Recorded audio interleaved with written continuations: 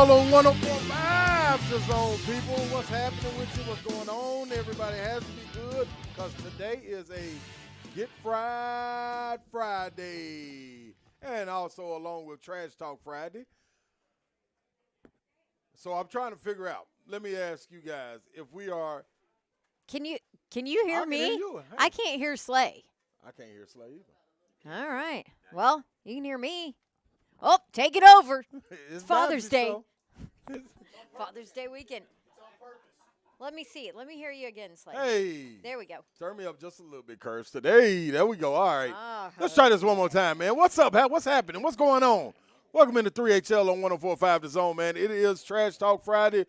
The people are rocking. We are rocking. Everybody is rocking. I hope everybody's having a good Friday. We are out today at the one and only Dejuan, Buford, State Farm Insurance. It's really a family gathering. This ain't really got nothing to do with business. This is really a give back to the community.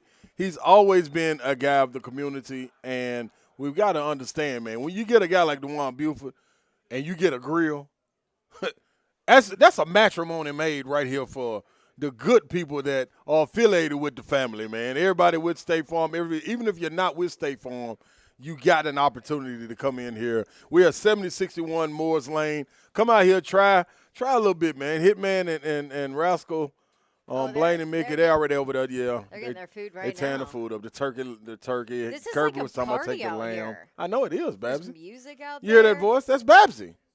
I'm in the building. Thank you. 104.5 The Zone AI. On the T-Dot Smartway map, there appears to be a meteor approaching downtown Nashville. No, wait. Scratch that. No need to check for weather alerts. This appears to be a Babs NATO. She's coming in hot. Entering the studio in 3, 2, 1. Dawn Davenport. Happy Friday to all of you out there. I came in Babsy. hot. Here, I should have come earlier and got some food. I don't know if it's on my approved eating list, but I purposely did not come early, Babsy. because you know you would have eaten it. Yep. Well, I'll tell you who's chowing down right now. What was that? That would be Joe Hunk, because he's right behind you, and all I see is him stuffing his mouth with wings. And everybody And keeps lamb. saying He lamb. says the lamb is delicious. Yeah, golly, man. Okay, well, I mean, I'm going to have to get some lamb then. it's only right. I mean, I wanted the Philly might get a Philly cheesesteak. I wanted to do Philly that. Mike's Since he's here. Philly, There's a bunch of people here. A lot of people Come here, say man. hi. Please, 7601 Moores Lane. Slide through. You see the 104.5 The Zone van out front. You got the speakers out there kicking. We got Ecky Bop. He'll bop out there in the middle of the street if you need him to stop traffic to get you in here. I mean, you know, Curbster's here, Hunk's here. And then you got Babsy, who was already introduced. Zelf is in there holding it down. And Ron Slay. hello. I'm in the building. I'm in the building. Hey, I'm in the building. I'm in the building. I'm in the building. I'm in the building. I'm in the building. I'm in the building.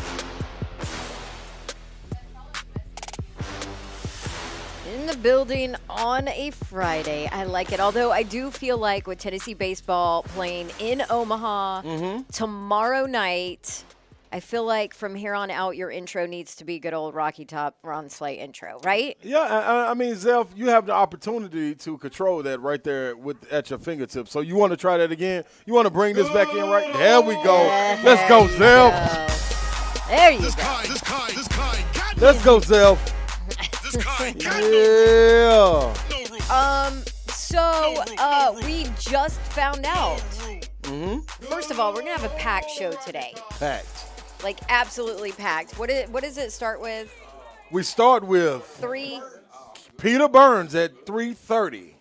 3:30. Peter Burns. We're going to talk a little bit about the SEC schedule release, the 2024 SEC schedule release. And we got to check and see if he's out there at Omaha, because he could be out there. I think he always takes a trip out there. So I think he does it for fun usually, right? Yep, takes the girl or takes his kids. Yep. So for him to be hopping Daughter on with and us, that'll son. be cool. Yeah, we'll find out. You know, Peter is a big LSU fan. Yes. So, yes. obviously. Worlds will collide on this one. Baseball, yes. With what they do baseball-wise, with how well they're playing right now. Yep. You know. I mean, hey, Yes. it's here. Also, we got Denny Hamlin.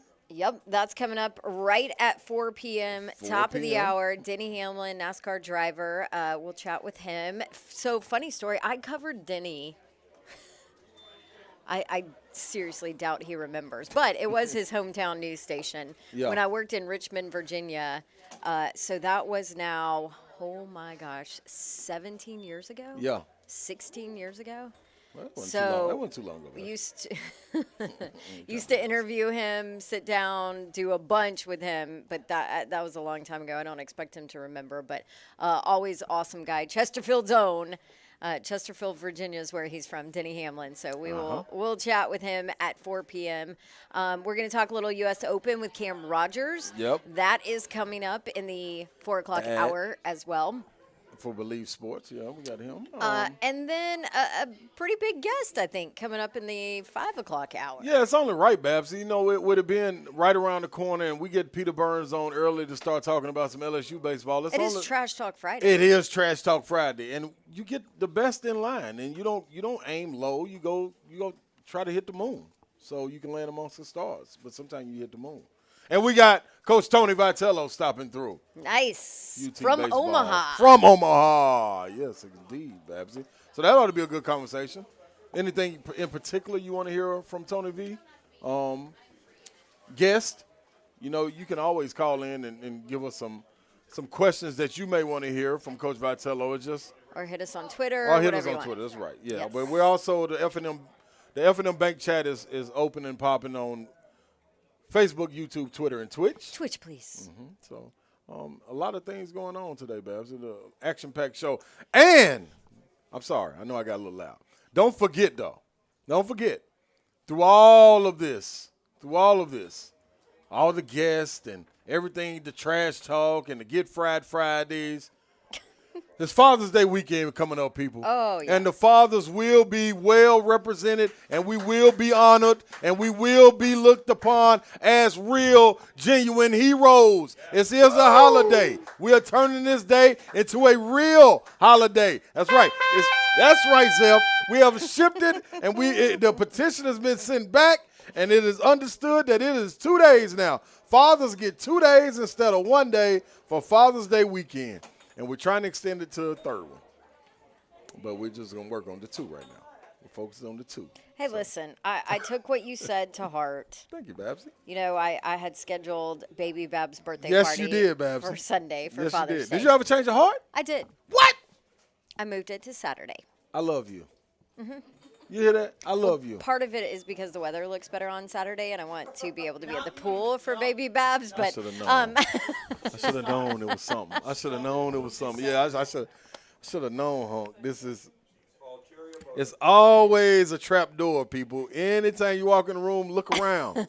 Look around. It's a door. It's a door. Babsy always has one installed.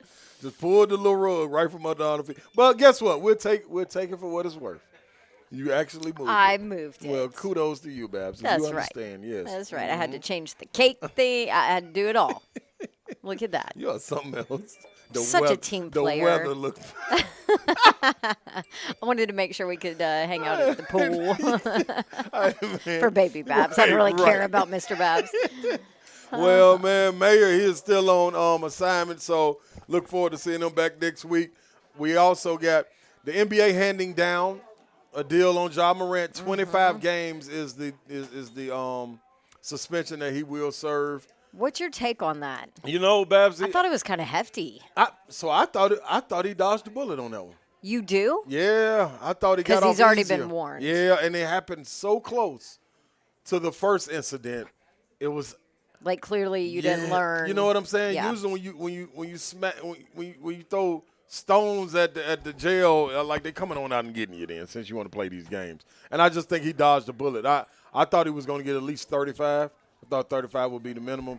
I think the 25 was a good slap on the wrist because I believe it's said that he's going to miss up to $50 million, if I'm not mistaken. Yeah, because it's the max contract. Yeah. He won't hit He the won't max be able to hit contract, the max. right? Yep. Yeah. And his camp did release a statement. I realize how much I've caused and promised to be a better role model after this 25-game suspension. And that's good and everything, but I will say it's going to be an action, a wait and see what Ja Morant does. You know what I'm saying? Like, I hope he keeps the train on the tracks. What's your thoughts on it? Stephen A. Smith Break. went off and said, "We don't believe Yeah, you. we don't believe you. Yeah, We don't believe you." Yeah, you I mean, to I show. get it. Yeah, I mean, You talked about how close together the incidents were. yes. That's a disturbing part. Yep. But I still thought it was like I thought 25 was a lot considering they give 30 and 35 game suspensions for like hardcore crimes. Yeah, you're right. You know what I mean? You're right about that. Yeah. From what's already been said, if you take that and use that as the barometer, yeah, I agree with you on that. I wonder how much like, of that golly. though is whether you watch the NBA or not. I feel like you know John Morant. You do. You know who he is. It's the brand. And you know what's been going on with brandishing the weapon and all of that. Yep. So it's almost like I wonder if the NBA also felt like they had to come down hard because everybody is watching. I believe so. And Everybody. I think you had someone to counter it in the NBA Players Association, of course, go to bat for them. And I think their pushback would be exactly what you said. What happened illegally in this situation outside of tarnishing his brand or the perception of what could be? Nothing illegal happened. So I think that was the pushback. So it's going to be interesting to see what happens move forward. Will he take the right steps, get out and do – I'm sure he's doing a lot of work down there in the city of Memphis. But at this point, man, you got to make it to the season, come back, let your play do the talking for you, and you can wash all this away and not get in trouble again. So salute to him. Adam Silver with a swift reckoning. Made it happen. Said wait till after the NBA Finals. He got that done. DeAndre Hopkins moving on. He was able to get away from New England without signing a contract. Him and his camp said they would wait. Now everybody's not a surprise. Not right? a surprise at all. Not a surprise at all. I do feel like the national media gave them way more coverage on that because of being New England than the Titans got. Yeah, exactly. If we didn't know, the Titans were like a blip on the radar in this situation. To me, like they walked over this and all we heard was New England. And I wonder would it have been the same if the Titans went second. Maybe. You know what I'm saying? Yeah, that's a good point. I don't know. I thought ESPN got good hit coverage it a lot leading up the day that DeAndre was here in town. Okay. Now maybe the New England talk has lasted a little bit longer, but I think part of that is because there's nothing else going on. There is nothing, and he's what are we talking about name. in the NFL right now? Yeah. DeAndre Hopkins. You know, like a lot of these teams are taking breaks now before they come back for, training camp and everything else. So I feel like there's nothing else going on. So, of course, everybody's talking about New England and DeAndre because what the heck else are we going to talk about? Absolutely right. Absolutely right. No, I'm talking football. Talking football in general. Well. Hey, we about to talk about the SEC schedule. Yes, we are. 2 years from now. Yeah. With Peter Burns here in about 20 minutes. So Never that's where old, we are. Never gets old. That's where we Talk are. about it every day. Well, that's what you got, man. You want to stay tuned to 3HL. Don't you touch that dial, man, because it is going down. Peter Burns coming up next on 3HL.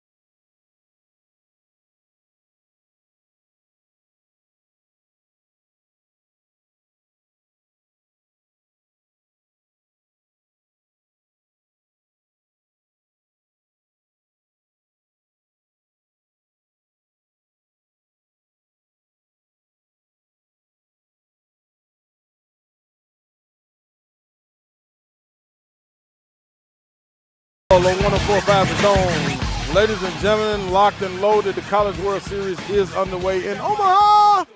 It's on and popping, man. We will keep you up to speed on the scores. Oral Roberts and TCU still taking place right now at the top of the 7th.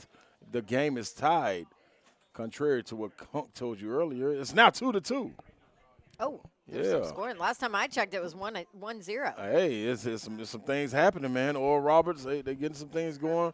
TCU, it's a fight. It's a fight. So stay tuned. We'll keep you abreast of everything that's going on. We also told you earlier that we will be joined by Coach Tony Vitello, straight from Omaha, taking some time out of his busy schedule, getting the guys ready. I guess to work. I guess the saying goes, the hay's in the barn, Babsy, at this point. So I guess it's time to roll, man. But we do have Peter Burns coming up in this segment, so stay tuned. We'll be able to dive into what's going on in the SEC, the schedule release. Lot of conversation going on around that. So you will be able to talk to Peter Burns about that. We'll be able to talk to Peter Burns. Peter, yeah. Peter is a guy that likes to take stabs at you too, and they're subtle. Maybe you. It might just be, it might just be me, Babs. Burns doesn't take stabs at me. Yeah, it might just be me, Babs. Especially he might know better. I don't know. Yeah, with LSU and Tennessee, he'll take squaring off, he'll and then absolutely 2 years ago, he was riding on the Kentucky football train, and I was against him, and that's the year Will Levis was really. That's when he was balling. You know what I'm saying? So. We missed them last year. That's when they had that. It was 8th-year veteran offensive line. Mm-hmm. Big difference. Liam Cohen was the offensive coordinator then. Big difference is an understatement. Although Tennessee beat them that year. They did, even though they only had the ball for 3 minutes the whole game. When you play Big Brother, that's just something that you do. We used to it up there on Rocky Top. I'm just saying. But outside of that. The DeAndre Hopkins train. Your feelings now that we've made it to Friday on Trash Talk Friday, would you like to talk a little trash to New England, telling them to leave people alone, or would you find where it is? Hey, I do want Don't want to blow the whistle. I do want to play this before we get Peter Burns, though, because Mike Florio. Talk to us, baby. Which, let's go ahead and clear all this up. So Mike Florio was on, or I guess Buck grabbed some of his sound. Was he on Buck's show? Okay. He was on NFL Network, Mike Florio was, and he had said that the Titans offered DeAndre Hopkins a contract before he left, to which Buck has now said that is not accurate. That did not happen. It's not true. Whatever. You heard from Buck on our show if you were listening in the 5 o'clock hour yesterday. Purposely called to clear it up. Yes, but Mike Florio was on the Pat McAfee show this morning, and he talked about what DeAndre Hopkins is looking for in a contract. This is what Mike Florio had to say about what Hopkins is looking for. There was boots on the ground in New England by DeAndre Hopkins. D-Hop went up to New England. Now, he went to Tennessee. He saw Tim McGraw. Yep. He was in a Sprinter van with his jersey, welcomed him to town. Cool. Him and Vrabel put boxing gloves on and punch each other in the face. It was just like a great trip. He gets out of that building. I go, whoa, let a guy out of the building. What does that mean? Then, all of a sudden, he's going up to New England. He gets out of that building as well, even though him and Bill Belichick reportedly met one-on-one at the end of the visit. Well, I would assume he would meet one-on-one with Bill Belichick, but that was kind of stated that they probably laid out expectations, and we don't know if he has any other visits. What do you think happened with D-Hop going in? Hey, that's my bad. This is Lombardi, not Florio. I read the wrong name. After a visit in this particular type of situation. Well, we know this. Everybody's on vacation, so there's no urgency on D. Hopkins' part. I do know this. He's looking for a contract similar to what Odell Beckham got, which is $15 million with the potential to go to $17 million if he hits some incentives on a one-year deal. Will he take less? I don't know. I think that's partly the reason why he left Tennessee. I know Tennessee wined and dined him, Pat. They did a tremendous job. Hell yeah. The problem is, if you're wine and dining somebody, don't fly them on Southwest. I think you got to put them on a first class. Whoa! They're building a new stadium. That could set the visit off on the wrong foot, if you will. Nothing against Southwest. Look, I fly it all the time. There's a lot against Southwest. I mean, there's a lot good but for if Southwest. You're flying, if you're recruiting, I would not do that. Put that in a note. Make sure you make that. Did he say the Titans flew on Southwest? Yes. Oh, that's interesting. That's what's up. What? Am I the only one that doesn't have an issue with this? Maybe it's because I fly Southwest all the time, but I don't have an issue because there are so many direct flights in and out of Nashville. That's very true. From Southwest. Whereas, last minute. And I'm a Delta brat. My mom worked for Delta for 39 years, I think, before she retired. Like, I have always flown Delta my entire life. I'm a Delta brat. But it is so much easier to get in and out of Nashville on Southwest because of the number of direct flights that they have. I don't know where he was coming from, but look, you do have an issue with it. You absolutely have an issue with it. I'm just clearly DeAndre Hopkins had an issue with it because it wouldn't have got out. Huh? Because otherwise it wouldn't have gotten out, right? I'm just Babsy. What? Because you got to hang with the commoners? No, not that at all. I'm with it. I'm a man of the people. Listen, this is me too. And maybe it's because I travel so much during every single weekend during football season. Give me a direct flight in and out of home every day. I don't give up if it's on JetBlue. My only thing about that, Babs, is if you're recruiting me, send the jet. I'm getting on the jet. Maybe the jet's busy. Oh, well, I'm busy. I never knew that. That was interesting right there. I'm listening. By the way, that was not Mike Florio. Yeah, that was Lombardi. Yeah. Wow. Okay. Okay. So you're okay with getting yes. No, I got a big problem with that. Anyway, let's go back to the money. You do. You have a. We have Peter Burns. Okay. Golly. What? You know what? What? We have. Perhaps if I went on any recruiting trip in college and the jet wasn't sent, what we talking about? Look at you. No, if I got a name. Do you think at least he got A1 through A15? He better had. If he was in A20. You know what? We're about to ask Mr. SEC his opinion on this. Okay, yes. all right. Peter Burns from ESPN, our guy, SEC Network, is on with us now. We are going to talk about, the schedule release, even though those games aren't going to be played for 2 more freaking seasons. But whatever. It's the SEC. We got to make a big deal out of everything. But Peter Burns, first off, welcome in. What the hell is going on over there? Okay. Get it together, y'all. My know. God. All I hear is as soon as I get on, I was like, you've got a big, and I'm like, what? What? It's Friday.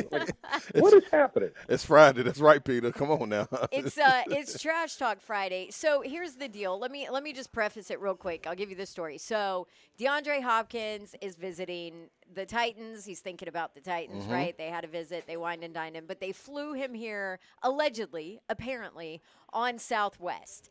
Slay has an issue with it.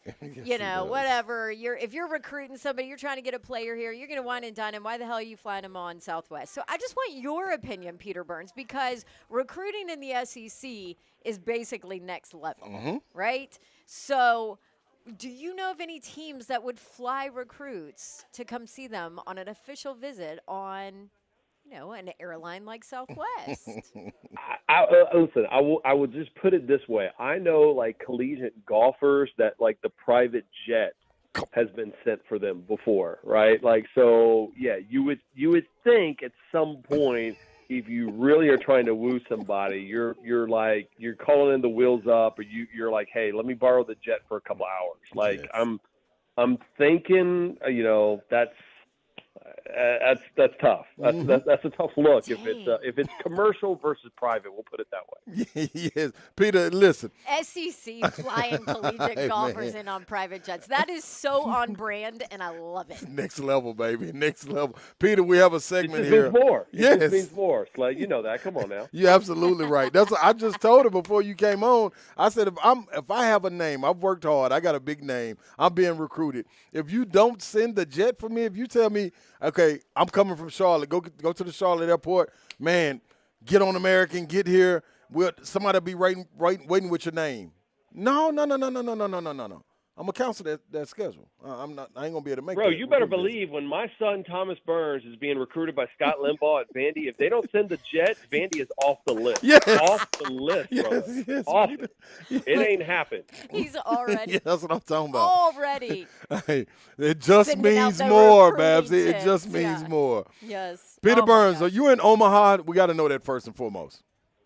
No, not yet. I'm so dumb because what I do is I had one of the Dari always goes for the championship. Like he wants to go last, not because he loves the championship so much, just because he knows that if somehow a SEC team does not make it, he doesn't actually have to go on the road trip whatsoever. Like for me, I'm all in. Like I want to go to Omaha, so I can either pick the middle part or the front part. I picked the middle part because it's a little bit easier to get the tee times during the middle of the week. But Alyssa Lang is out there now, and now I've got like such FOMO because everybody's going to be out there partying on the weekend. All 8 teams are there. There's the vibe. Like, no, I screwed up. I'm not there until Sunday. I got to do Father's Day at the house with the family. Boo hoo. So, well, I don't know if everybody knows Peter Burns is an LSU fan. Mm-hmm. So you do realize that means you're going to miss the big matchup on Saturday night. Yes.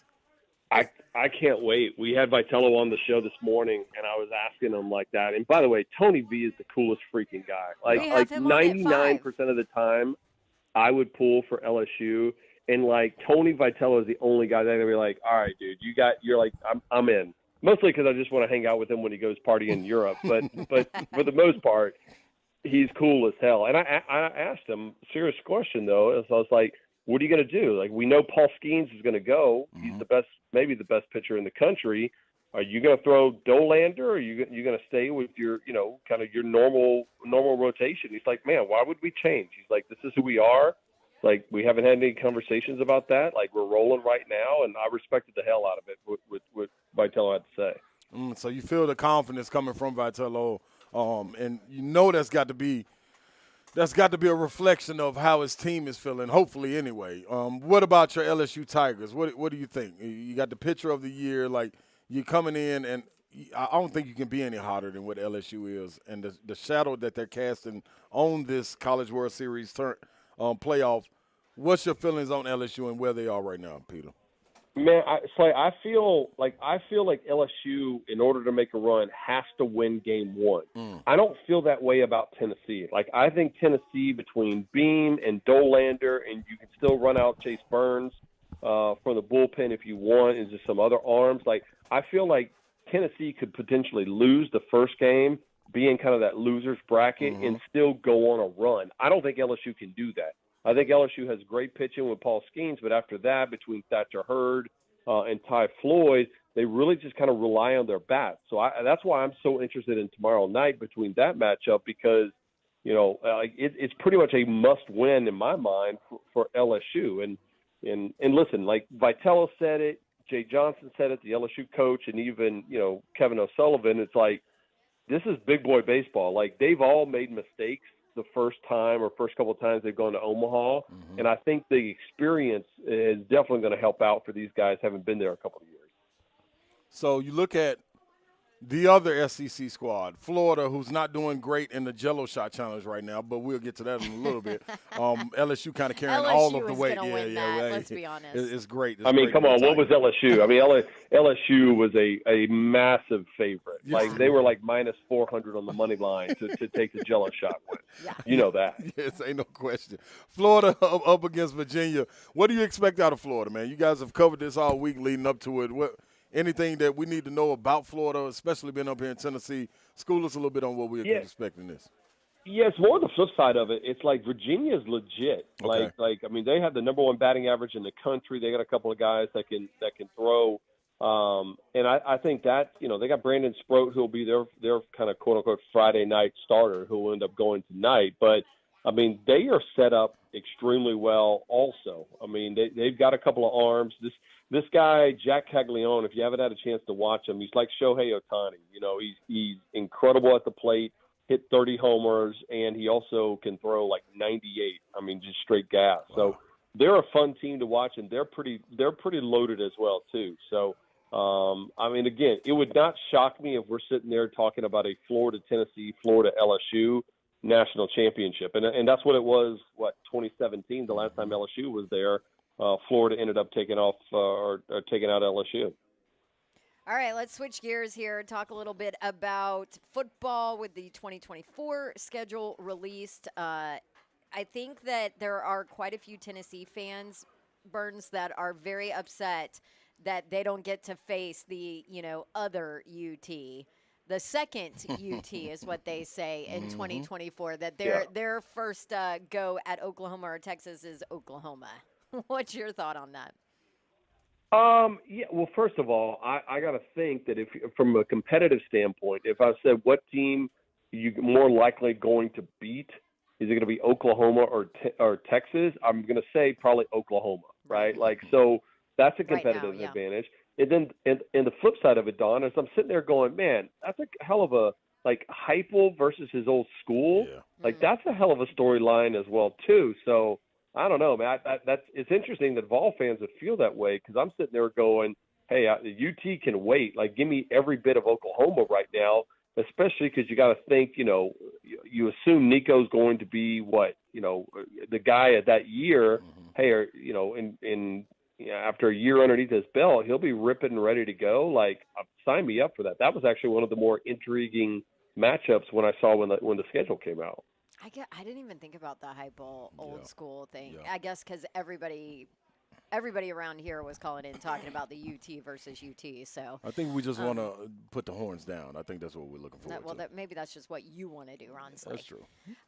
Okay, so Peter, what stood out to you the most? I guess let's go most difficult 2024 with no divisions, and it feels weird, but what stood out to you the most?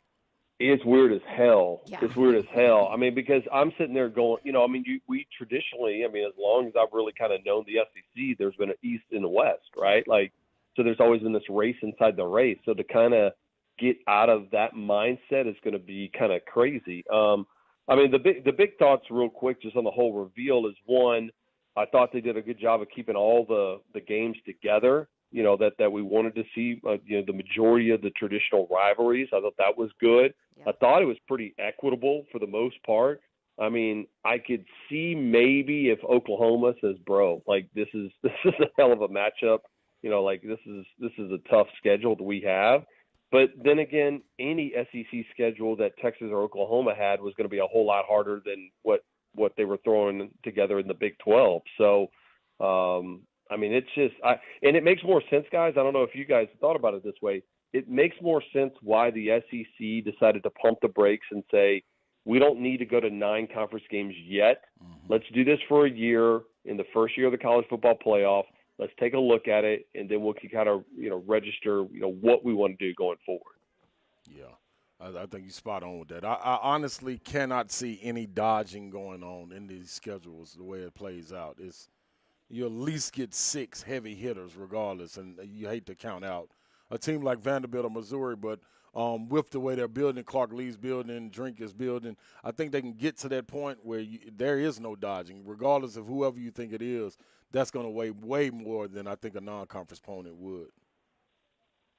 Right. You used to be able to dodge. Before Tennessee became Tennessee and what we know it now with Heupel, like if you were in the East, you had a pretty good run because Florida wasn't great. Right. Tennessee wasn't great. Vandy, Missouri, South Carolina hadn't made that step. So, if you were SEC West, you were screwed for a day. Break. And now there's at least some balance coming in with Tennessee pulling its weight right now, but it ain't going to get any easier. If you're an SEC West team, you love this because you don't have to play the gauntlet of what that schedule used to be. absolutely. Hey, on the way out, I kind of like what Auburn's looks like. Mm-hmm. I mean, Auburn's is I mean, truthfully though, Auburn, they're sitting there, got to go, man. Like we got to have Georgia and Bama every single year. Like they're probably one of those teams that'll be like, we're good at staying at one rival opponent. Like we don't need to have Georgia on our schedule every single year. But I mean, Hughes recruiting pretty damn well, man. I mean that's going to be the storyline this year. I don't think they're going to be great this year, but in 24, what Auburn might be able to do is going to be fun as hell to watch. Mm-hmm. Yes. Jimbo feeling any heat before we let you go, Peter? Man, I don't think so because I think what's going to help them now is they've sucked for so long recently compared to what our expectations of them were. I was going to say they haven't sucked. Yeah. It's just compared to expectations. That doggone right. They're under the radar because now everybody's like, oh, I mean, it's Jimbo and it's A&M. They're going to win 8 games, right? Which is still decent, but it ain't what we thought Jimbo would bring to A&M and all the hype. I will say this though, like. People are probably as excited as any game I can remember in a long time for Texas to head back to College Station. Like I've talked to Texas fans about it. I've talked to A&M fans. Like that game can't get here quick enough. I mean, I've never seen a game 15, 16, 17 months in advance that more people are excited about the Longhorns having to go to Aggies. That environment's going to be wild. No doubt. Peter, thank you. We get to see you here in Nashville soon. How is our Nashville nights coming along? Yeah. I've tried. All I know is that I'm not ready for doing a morning show after spending nights in Nashville. Like I'm hurting. As long as Slay brings the wings that he brought to. Yeah, as long as he brings the wings that he brought over for basketball tournament, we'll be in good shape. So. Strikeout, baby. We got you. I brought him strikeout. Yeah. Slay's got you covered. Peter won. I got you, man. Appreciate you, Peter. Later, y'all. All right. See ya. Enjoy Omaha. Yeah, man. Peter Burns, at Peter Burns ESPN. Y'all go follow him. Make sure you stay in tune with what he got going on and see if he contributes to the Jello Shot Challenge if he makes it on out of there to Omaha. Got to get from home first, though. Come on, Dari. You know better. Peter got to make an executive decision, man. He's supposed to be in Omaha. But it is what it is. Stay with us, man. This is 3HL.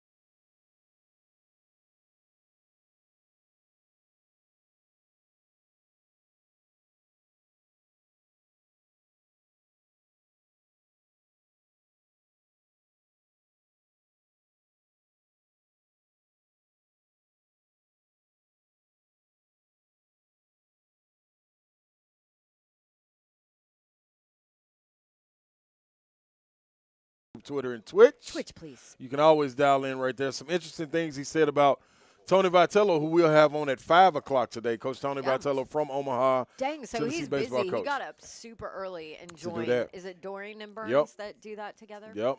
Jumped on that. And then no telling what other obligation they did have practice.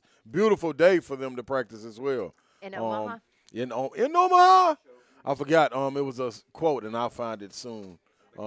It said we were blessed with beautiful green grass and one of the clearest skies we could have ever had. We wish we could have played today. Aww. So that was a good sign. Looked like the vibe seemed to be right. And coming from an LSU guy and Peter Burns saying that, talking to Tony Vitello, he walked away from that conversation like, man, go win it, man. Like just go. And that's funny because we always talk about what the perception of Tony Vitello is. You know, going into that super regional, it was like a cast of a shadow, like people were sick and tired of Tony Vitello. Yeah, but you have to remember that's not – I don't think that's SEC people. Ah, okay. I think it's non-SEC, traditionalist, old baseball people. I got you. Okay. You know what I mean? Yeah, school me, Babs. I'm here for it. That's what I think. And I'm fine. So we actually have to hurry up and run to break because we are scheduled to have NASCAR driver Denny Hamlin right straight up at 4 o'clock. So I want to make sure we're ready for him. Sounds good. You can't make a NASCAR driver wait. No. They don't do well at like braking and braking and waiting. That's kind of like you. You would understand. I totally get it. I should be a NASCAR driver. Watch out now. Hit the gas, man. Don't break. This is 3HL. We'll take a break so you don't have to. Be right back. Waving. All right, Betfair and Brentwood Jewelry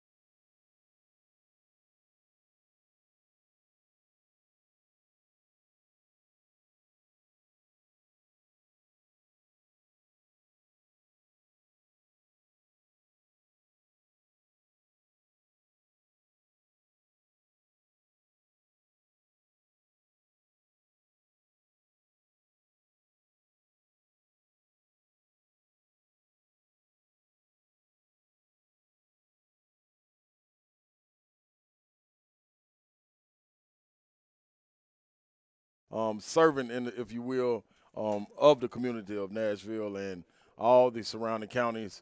You want to tap in, come on out here and visit us. The 104.5 Zone is parked right out front. We got our one and only Babsy. She's in the building. How are you today, Babsy? I am in the building. Oh!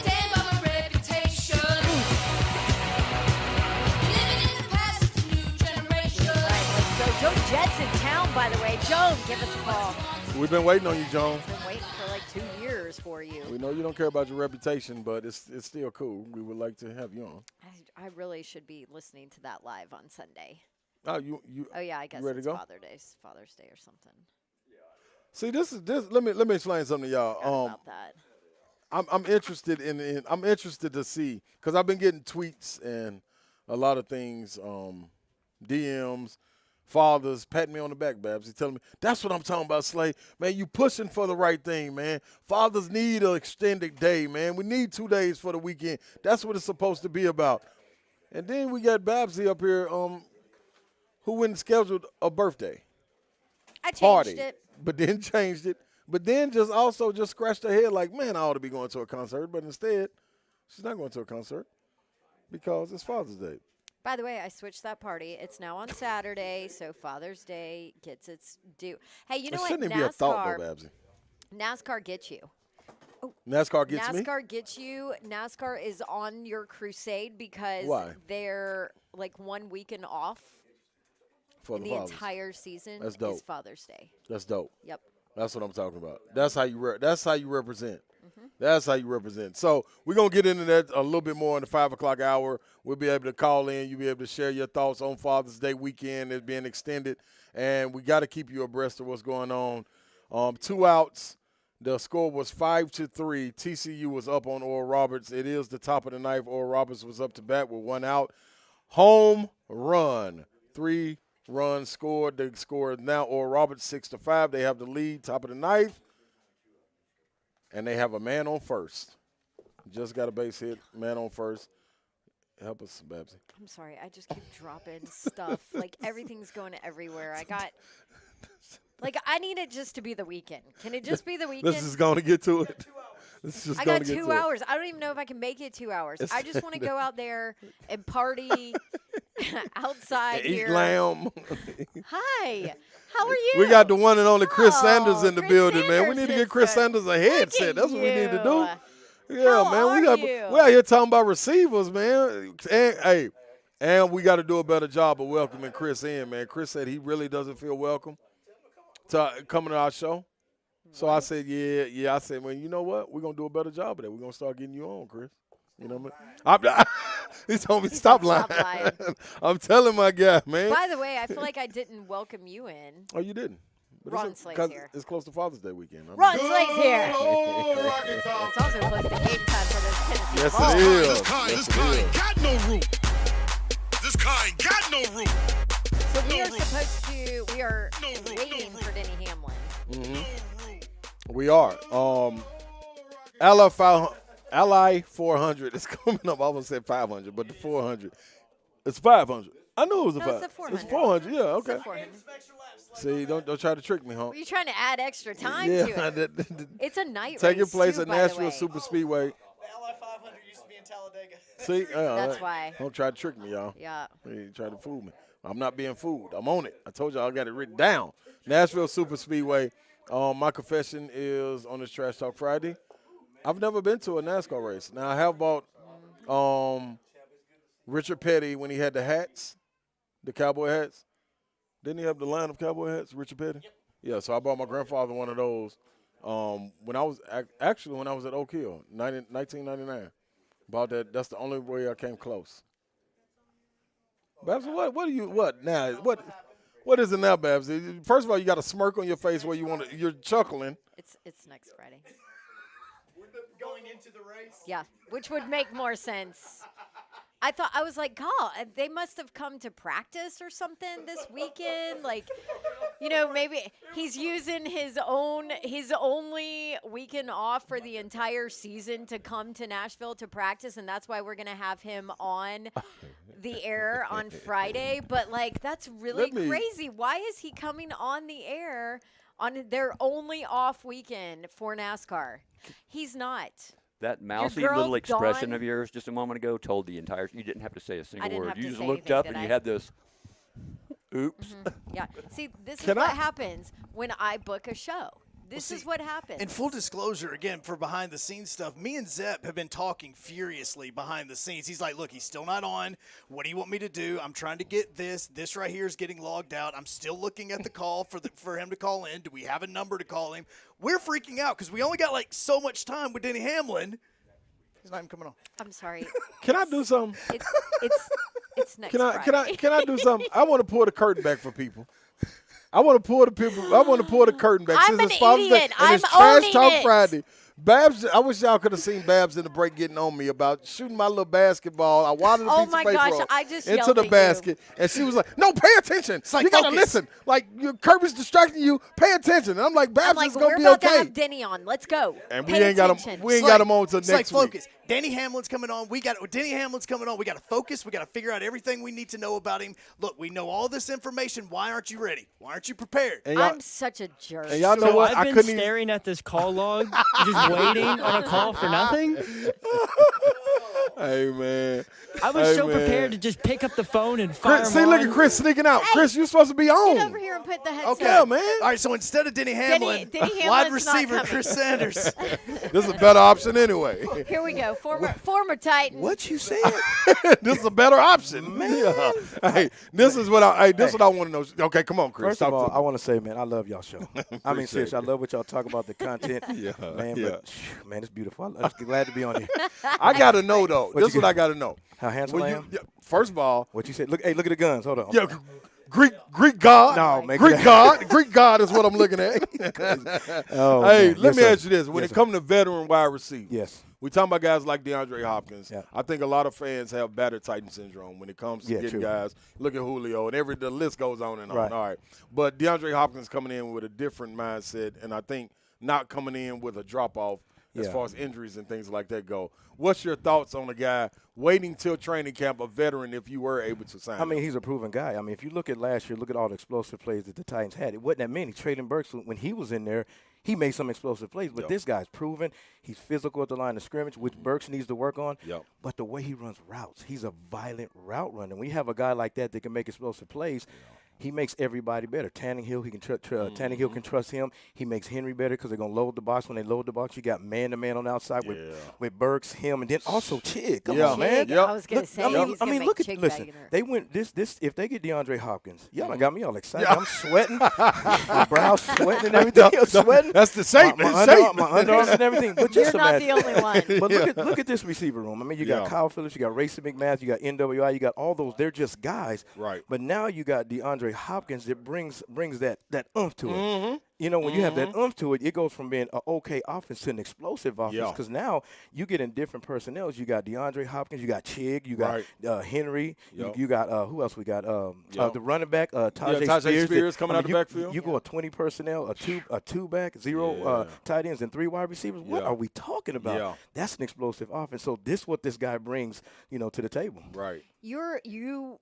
You know this drop off that happens when you play at that league, right? Like it's inevitable. Yes. So you look at a guy like DeAndre Mm-hmm. in his game and what he does as a wide receiver. He doesn't necessarily have to rely on speed, right? So does that help that even though he's older? Yeah. Like I mean, his style is not that. He may not run fast, but if you look at some of the catches that he made last year when he played in 9 games, because in the 9 games he still had 717 yards in 9 games.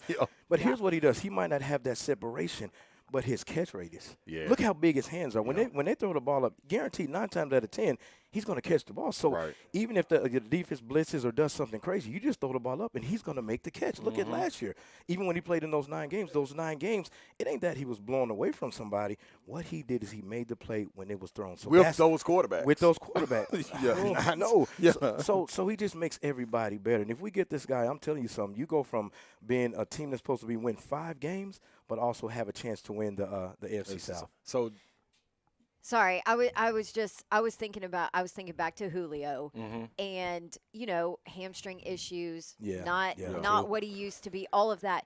But still, Yes. even when you had Julio on the field, Absolutely. you could tell a difference Yeah. whether he was going to do something or not. Man, If he's he a was big, out there, it helped. but his presence. Yeah. Yeah. I mean, he's a ginormous dude. What, 6'12"? Yeah, 5, every bit of it. Yeah. And he's swole. Yep. But just like you said, the injuries. When you have injuries like that, and it's the injury that it was. It's not like an ankle or a knee. It's a hamstring. Right. So when you have a hamstring, you don't have that explosiveness, and when you don't have that explosive, you can't do that as a wide receiver. So that's kind of what hindered him. Then he went to another team last year. What did he go to last year? Julio went to Tampa. So he played like a half a game. Yep. And it was done. And because of that. I mean, he went and got some Kool-Aid. And Party over. Party over. But you can't do that when you have a hamstring. Now, the situation with DeAndre Hopkins, if you look at when he played with the Texans, he didn't have a lot of injuries. Yeah. I know he's older, but here's the thing.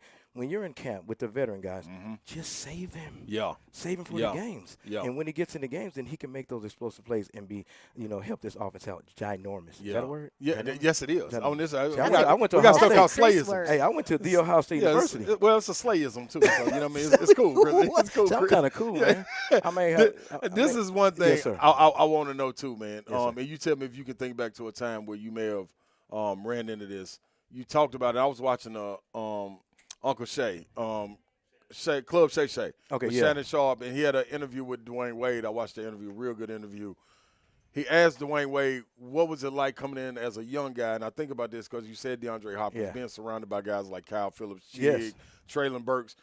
What kind of lift or confidence does that give you? Because he said, when I walked out there with Shaq, he was like, man, you see my big brother right here? Yeah. My chest was out. My shoulders were back a little bit more. That confidence alone, like what Bab said, with Julio coming out there, you play a little bit different. Yeah. See, I learned from a guy named Wesley Slaughter. I don't know if you know him. Yeah. Man, when I tell you, Jerry Rice was a great route runner, and a lot of guys were good route runners, but when I saw Wesley Slaughter, he was about, 5'8", 112 pounds. But with a shag, looking like Lionel Richie. Not the Commodore Lionel Richie. Zoom. But what he did at the line of scrimmage and what he did running routes, he was so explosive in what he did. I mean, he would tell the defensive back like Blaine Bishop and all those guys. He told you the route that he was running, but he ran it so smooth in 3 different ways, and he had a game plan.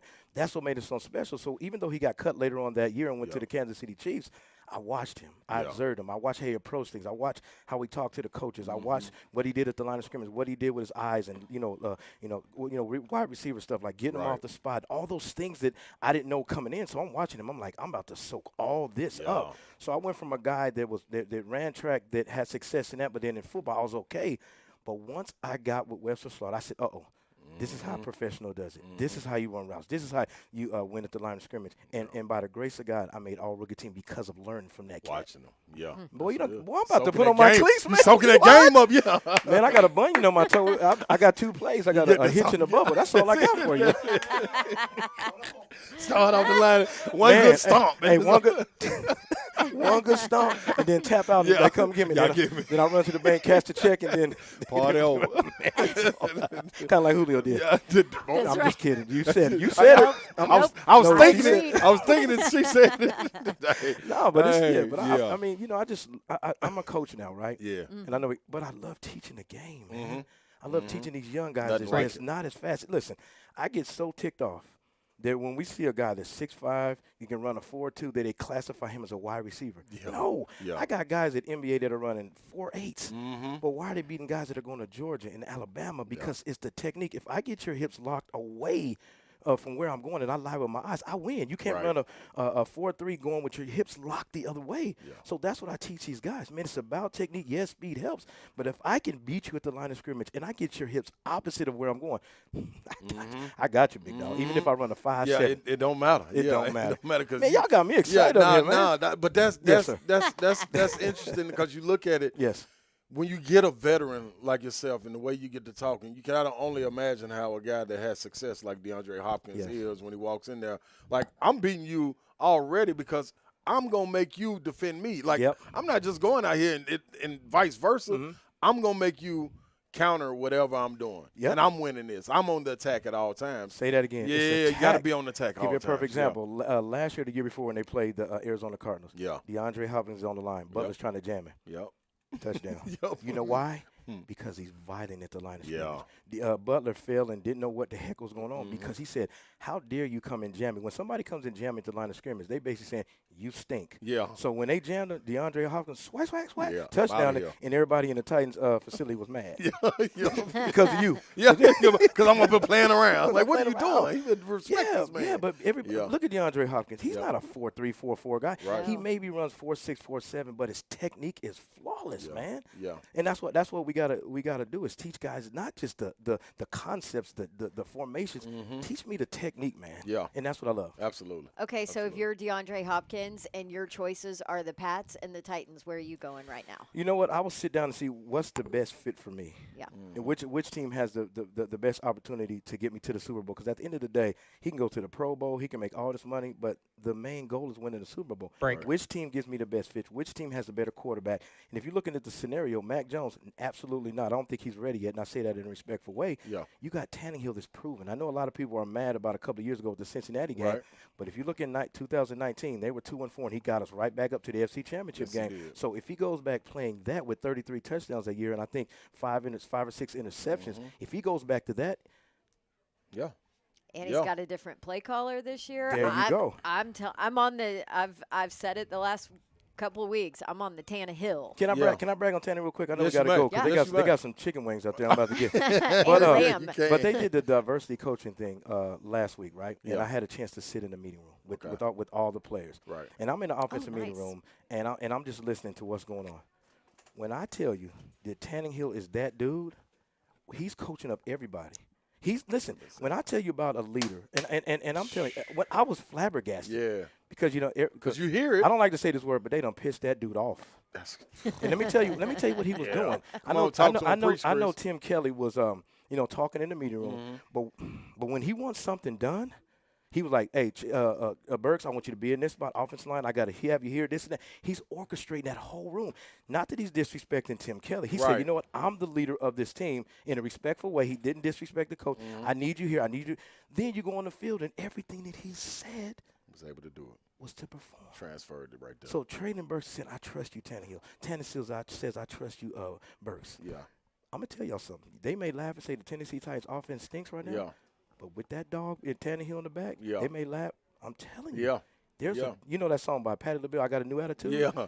He's got a different attitude, man. And I'm so proud of that dude because every year they try to replace him with me and you. Yeah, they sure do. Sit him right out here. Like, put a you want to play quarterback? Like, I don't get it either. Yeah, it's crazy. I have never gotten it. It's crazy. Because, but everybody has that bad taste with the Cincinnati game, which is trash because you can't go off that because if not 2019, he don't step in, you don't win no more games. Nope. Exactly. So, absolutely right. And then last year, you look at that offensive line, nobody could have success behind that with all those injuries, with Dennis Daly in there. I mean, and if he don't get hurt, you still got an opportunity to win the AFC South. If he doesn't get hurt, forget what's going on the line. But let me tell you about who's balling in camp.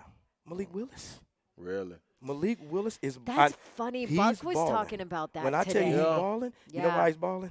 Because he's playing with confidence now. When you get thrown into a situation to where you have a bad offensive line, you have receivers, Burks ain't in, nobody's in there, how you expect to perform? Yeah. And not to mention, you are still trying to learn that offense when you're coming from that college system where all you have to do is just sit back and throw it. See one read and play. But now he's understanding, take what the offense gives you. I'm going to give you a perfect example. Steve McNair, when he first came in, we got drafted the same year. He struggled. Yeah. He struggled with coverages, but when that joker got it, he got it. And I think it was, I can remember 2012, he won the MVP because he got it, man. Yeah. To where, you know what, I don't have to be Superman. I don't have to jump over 5 people. I take what the offense gives me. If it's a check down, bam. If it's a cover 3 and the safety comes up and we run a post and take the top off the defense, I'm there. Yeah. Making right decisions. I'm telling you, Malik Willis is doing better than Will Levis right now. I like that. And if they put Will Levis in the second spot, it's a travesty. Yeah. Yeah. Because Will Levis threw a couple of interceptions the last practice, and I'm not putting anybody down, but I'm telling you, Will Levis looks like a totally different guy. Yeah. Because he's a rookie. He's still tell us what. Yeah. Drinking still from a the drinking from the fountain, right? But he do look like one of the whispers, don't he? With the little baby fro in. All you gotta do is get a little 2-step going in. Come on. Hey man. All right, I'm cutting y'all off.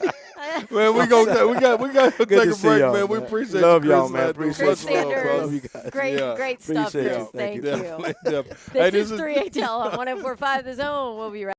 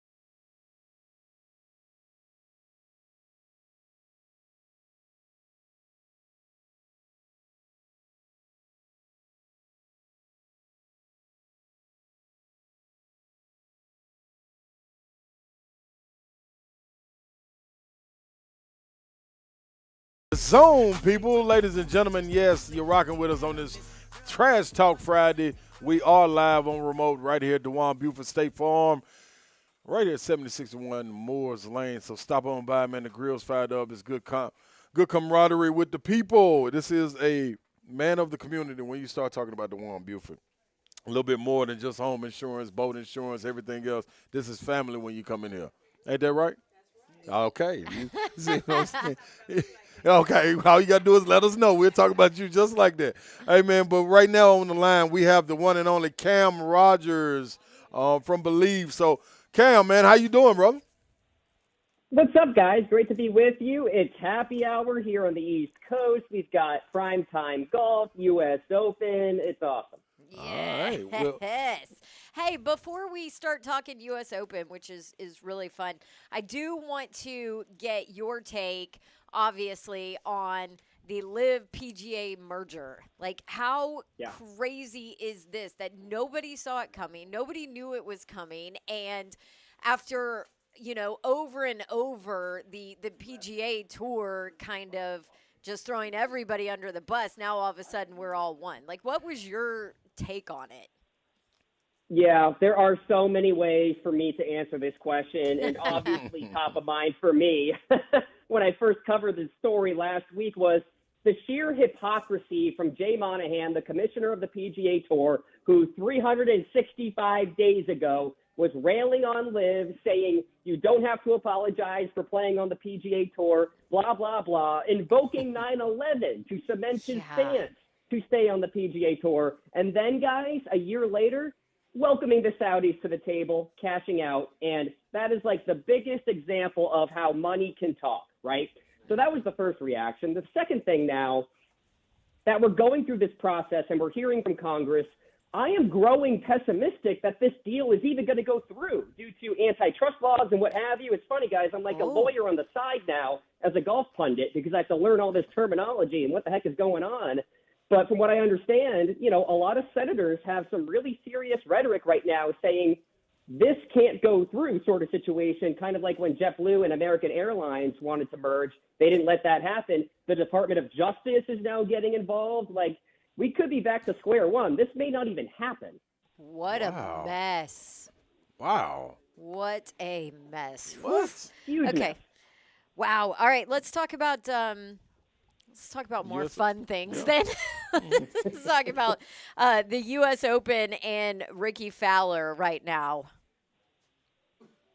Truly remarkable. I mean, I had him for a lock for a top 20 going into this week. I thought he'd play well, especially considering his recent form. He was top 10 at the Memorial. 7 of his last 8 starts were top 20 finishes. But what he's doing right now is uber impressive, not necessarily because of that 62 yesterday, guys, but what he's doing right now, it's so hard to follow up a low score at any event on the PGA Tour, let alone a major championship, with something that is decent after that 62, right? Typically, players will fall back a little bit, shoot 2 over, because that's just how it goes in the game of golf. But he's 3 under par through 3 holes. So for Fowler, uber impressive. We're talking about a guy who finished top 5 in every single major championship in 2014. So he's been in contention before, and here he is again. So with what Ricky is doing who can close the gap in with this lead and the way these guys are playing right now? Is it anyone out there, or is this just a 2-man race? First of all, I am kind of annoyed that everybody's going low at a U.S. Open. I want to see these guys struggle. I want 1 over par, right? I want them looking like us out there on the golf course. Yeah, that's your typical U.S. Open. I'm assuming they're going to make it absolutely ridiculous on the weekend, right? Have to. Oh, they are going to put pins in locations they have never thought of before, right? Yeah. They're going to try so hard, the USGA, to make this difficult, because the problem is right now, the drainage system is not working. This course is soft and damp, and guys are able to fire at flag sticks at will and not worry about the repercussions. And we're seeing that with Fowler, Wyndham Clark. But to answer your original question, I really think Rory McIlroy is going to win this thing. I know Ricky is ahead right now and all of that. It's wonderful, a great story, but this is McIlroy time. I had him for a top 10 going into this week. But really good recent form. The driver is fantastic. And if he's just field average with his putter, he's unbeatable because his ball striking is so darn good. He's only 3 back, had a good day today, 67. We'll see what Fowler does at the end of tonight. But I would live bet Rory McIlroy right now. I think he ends up winning this thing. Really? Well, I'm going to write that down, Cam. Hold on. I was going to say, so it's kind of a slow time in the betting world. That's for some of the other sports and for our own Ron Slay here. So, yeah, give him a couple of thoughts, ideas where he can kind of jump in late on this U.S. Open betting market. Please. Yeah, I love Rory so much. I actually would wait because Fowler could have a 4-shot lead at the end of tonight and you get a better number for Rory. Because I think Fowler will fall back a little bit this weekend just because he's kind of new to contending in a major again. It's been some time. Yeah. So wait on the number with Rory. I am really intrigued by Bryson DeChambeau. He's 14-1 over at FanDuel as we stand. He's 5 under par, 2 under par on the day, came in with really good form. The ball striking was there. He's won a U.S. Open before. You're getting a pretty good number there, pretty good profit potentially if Bryson makes a charge here this weekend. Keep an eye on him. And then obviously, Xander Schauffele, you're going to get a shorter number on him, but I had him for a top 10 going into this week. He's a guy who hasn't finished worse than 14th at a U.S. Open. The only issue with him, he hasn't closed at a major championship. So still a guy to keep an eye on, though. All right, so let me ask you this. I'm ignorant to this, so excuse my ignorance. But when it comes to pin selecting, where you're going to select, when you're going to choose to put the pin, is it any science to it, or like, are they really trying to trick the golfers or the caddies? Like, what is it to it to make it a little bit harder on the fly like this while the tournament is going?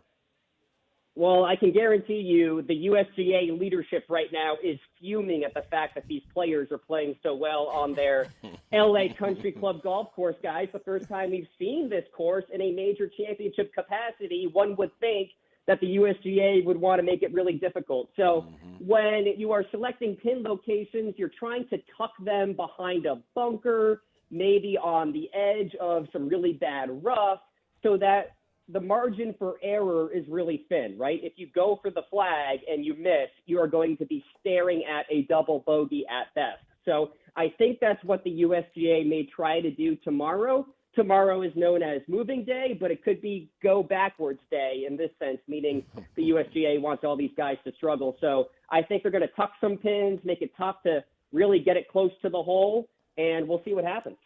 That is, man. What do you think Rory was thinking when that merger news came through? I think he rolled his eyes a million times, maybe yelled some expletives and what have you, because, I mean, think about it from his perspective, right? You have Jay Monahan out there screaming for these guys to stay on the PGA Tour. Rory does exactly that. In fact, he goes the extra mile to be the poster boy of the PGA Tour, right? Yep. The ultimate loyalist. You should stay here, not go to LIV, blah, blah, blah. And then a year later, you see Jay Monahan cash out with the Saudis. So if you're Rory, you're like, well, what the heck? You know what I mean? So there's some buzz out there about the PGA Tour players getting compensated in some way for staying. There's a lot to be figured out there. But again, guys, I am pessimistic about this deal even happening with Congress getting involved. Wow. Tough. Man. Oh, it's going to be crazy. All right. Well, good stuff, Cam. We will we'll have to check back in with you soon, and I always appreciate your visits. Definitely. Thanks, guys. Enjoy the weekend. You too, Cam. Appreciate you. Cam Rogers, man. You can follow him at Cam Rogers Live, sports betting host on at Stadium and Bleav Network employee. So, hey, Cam dropping nuggets. That was a good nugget right there. I'm gonna try my best to wait till it's done tonight. You're not gonna wait.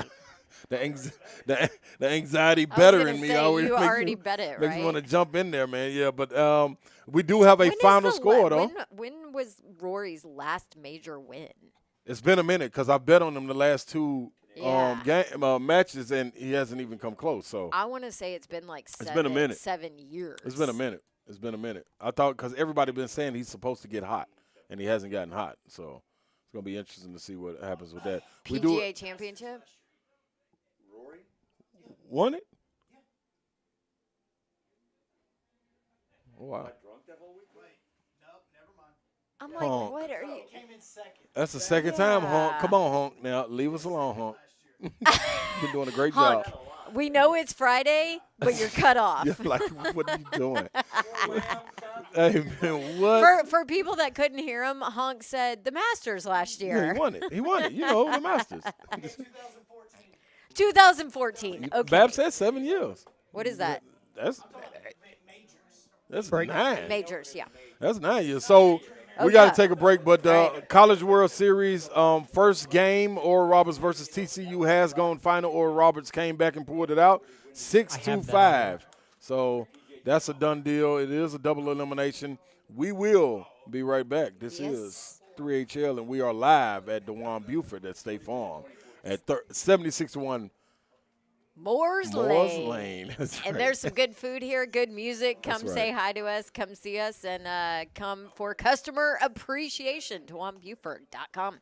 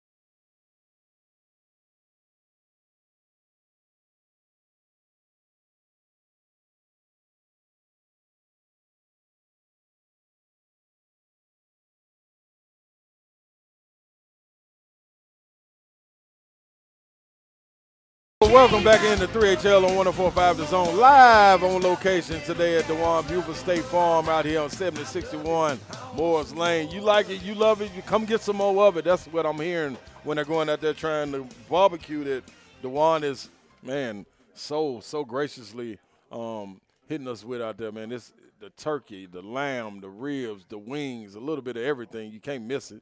You can't miss it. The 104.5 The Zone mac and cheese, y'all. How would you know? Babs, are you tasting the mac and cheese? Mm-hmm. I did more than taste it because it's so good.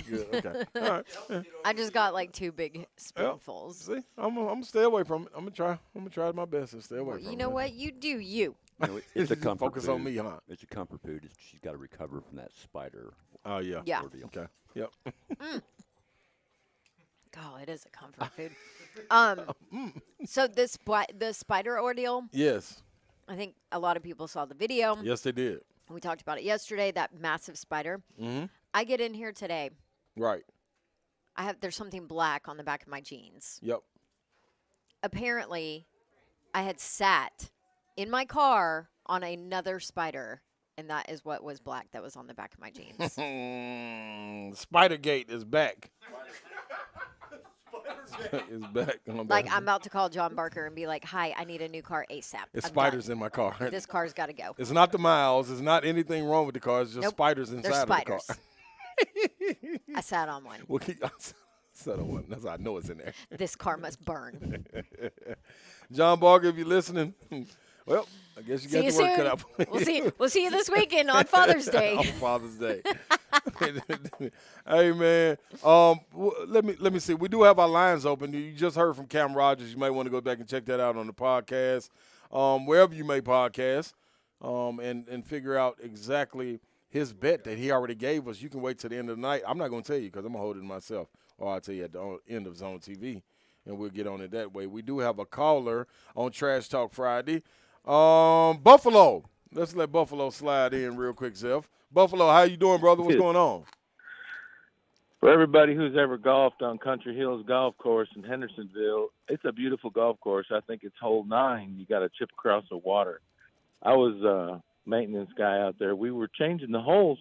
I was like, well, you have to stay 10, 12 feet off the lap.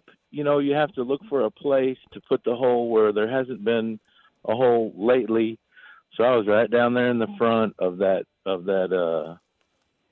basically you chipped across the water and there was a green. Well, I put it 10 feet straight from the water. So it was basically the hardest imaginable place you could put a hole. And the superintendent, he was like, well, you could put it there, I guess. And he just walked away. And, man, they had a tournament that weekend. That hole gave them a fit. But, yeah, they changed the holes on every green. They change the holes on every green every morning, if you could imagine, all across every golf course. That's a lot of hole changing. Y'all have a good show this morning, this afternoon. Appreciate it, Buffalo. Yes, sir. Have a good weekend, man. You know what? See, what?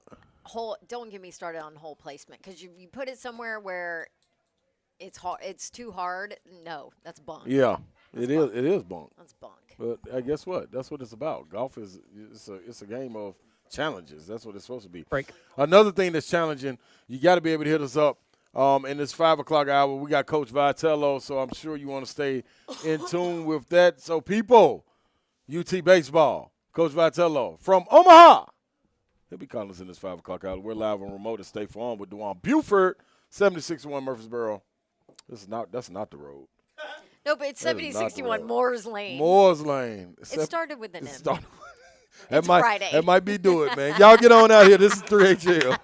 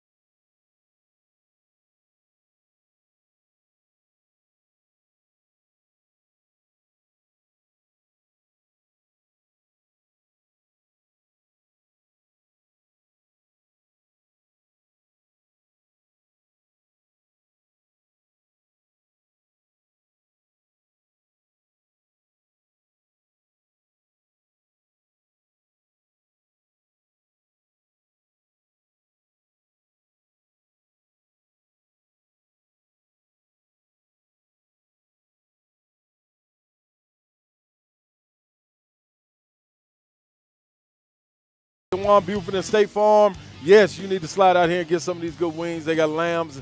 They got a little bit of everything. I said lambs, like they got a bunch of lambs like out they're there. just sacrificing Hey, man, them. listen. If you got to sacrifice, one thing you got to do is know Tony Vitello can get it done when you get a guy like Hunter Ensley out there. When he bunts and sacrifices and get the guy on to advance to second or third, that's about a coaching, man. That's coaching. That's what it is. And speaking of it, man, we got our guy on the line right now, Coach Vitello, man, UT baseball team. How you doing out there in Omaha? Good. Still waiting to hook up with Peyton. I think he might be circling the area with his infamous call. But, yeah, that time of year to do whatever you got to do to get it done. And Ensley and his guys have made it a very team-oriented group with their efforts. And then the chaos has already begun out here with one upset and a lot of drama over the course of that first game or opening game. All right, man. I love it, man. How is it? What kind of art is that, before we dive into it, Tony? What kind of art is that, man, to be able to bunt and be able to move a guy in advance of base like that? Like, I'm ignorant to it because I never played baseball. If you're talking basketball, I'm your guy. But you're talking baseball, to get your eyes behind that bat and be able to bunt like that with that ball coming 80 to 90 miles per hour, how do you practice that? Yeah, you don't want to get hit in the wrong part either, body, hand, or elsewhere when you're squared up with that baseball. Here's the thing, and this is my opinion, you don't do it as often as guys used to do in the past. So it's something that you got to practice and get comfortable with. And the number one thing you have to get over with is when you get the bunt sign, you immediately have to put in the back of your head or just get rid of those feelings of, I don't want to bunt. I want to hit a double. I want to hit a home run. Yep. And that's a healthy feeling for everyone to have because, you know, a competitor is going to have some pride in what he does, but you got to kind of put the ego in the back of your mind and get the forefront of your mind that you're going to literally sacrifice yourself for the good of the team. And that's an art, like I said, that has kind of faded away a little bit, especially with this live ball era we seem to be in this year in college baseball. Mm-hmm. Coach, kind of fill us in on, I guess, the landscape there. Like, what went on today? I know this morning you joined Peter Burns and I think Chris Doring early, so it's been a busy day so far for you. But practice, fill us in on what Omaha looks like and what's going on for you guys today. Yeah, the big picture here is it's a party. I mean, they've turned it into an absolute scene with this. It's now they stretch it out over more days. The championship series to win it all is longer. It's just a larger and longer event now that the park has moved downtown. There's all kinds of events going on. There's so many tournaments going on for youth baseball in the area as well. So it's a big event, as you can imagine. Yeah. And then to see the fan bases walking around, it's kind of like Hoover, where you have some of the best fan bases in the country coming just to see good baseball. For us, the script has flipped a little bit, and I guess time will tell which one is better. The last time we were here, we had so much downtime, and there wasn't an opening ceremony because of, I call it COVID or just the times we were in. And that Hattiesburg regional or super regional, I feel like sent us back to the Stone Ages. Not a lot of sleep in Hattiesburg for our boys, and a lot of lightning delays, quick travel back to Knoxville, then to Omaha. So it's been hectic. Since we've gotten here, it's been filled with different media obligations, the opening ceremonies, a workout inside the stadium, and then today was a workout at Creighton University. They were good enough to host us, and we kept it light, but the guys were in the weight room there and on the field there for a little bit. So they've been occupied. Now they get about 24 hours to kind of rest, recover, take in the sights and sounds before it's time to put on their uniform here at the hotel and make that ball walk to get on the bus to go over to the stadium. By the way, just for the record, you guys should have hosted that regional. Just saying. You don't have to say it. We'll say it here on this show. You don't have to say it, Coach.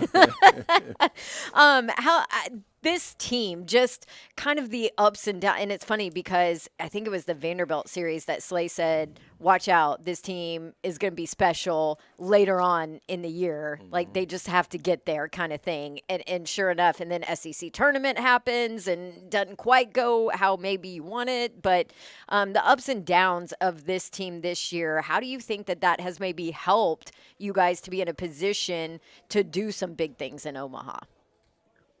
it's made us stronger in a lot of different ways. I mean, the guys have come closer together through good times and bad. You know how that works with teams and families and everybody else. But it's also helped everybody know what is the best position for this guy to be in on this team. Who needs to start on defense? If we need to get a bunt down, who's the guy to bring off the bench? Is a guy capable of coming off the bench in a key moment like against Vanderbilt? And, you know, Tiers and Dreiling hit 2 huge home runs for us. So it's just answered a lot of questions. And I think when we get on a bus to go to the park, like I'm talking about tomorrow, I think everyone's got peace of mind that we've tried about everything that you can try. I mean, I mentioned yesterday, there was almost too much tinkering going on from the coaching staff's end, just trying to figure out how to get this thing as right or as good as it can be. And, you know, now it's the time of year where you just go play. We don't have all the answers to what's out there for us. But through trial and error, we have found many of them, and the ones we got, we'll roll with and see where it gets us. So it seems like Tony Vitello here with us. It seems like if you look at some of the teams, maybe some of the top teams not throwing their number one guys early, just as far as decision making on how to handle this tournament and schedule and who you pitch against, who's pitching from the other side. Like, how do you deal with that? And do you pull on past experience to decide? Yeah, I think we've relied on past experience with our recent trip here, and I think you have to do that in pretty much every occasion a little bit. But there also is the thing of what is this year's group all about? And I think our theme is staying consistent. We won some games earlier in the year, and people said, oh, you beat, you know, this team. How does it feel? Or you lost to this team. You know, we lost to where I went to school, played poorly at Missouri. And the answer was, we're trying to figure out how to be good. We don't have time to get caught up in the subtitles or the extra storylines that you all have fun with, you know, whether it be social media or on air and things like that. And yeah, it's gone better for us as of late, but I think we're still in the mindset of just keep pushing forward with our group, and what's going on in the other dugout or outside of our locker room, it's got to take a back seat, because earlier in the year, we let it be right in front of our minds, in front of our faces, and it chewed us up a little bit. And I think it took away from our performance, all those peripheral things taking up a lot of our energy. And so our theme has been, let's just kind of rock and roll with what we got going on. And we don't have our best baseball even figured out yet. So let's get that figured out. And then maybe we can go with some super strategy or pick apart the opponent or take, you know, more pleasure in one win over another or anything like that.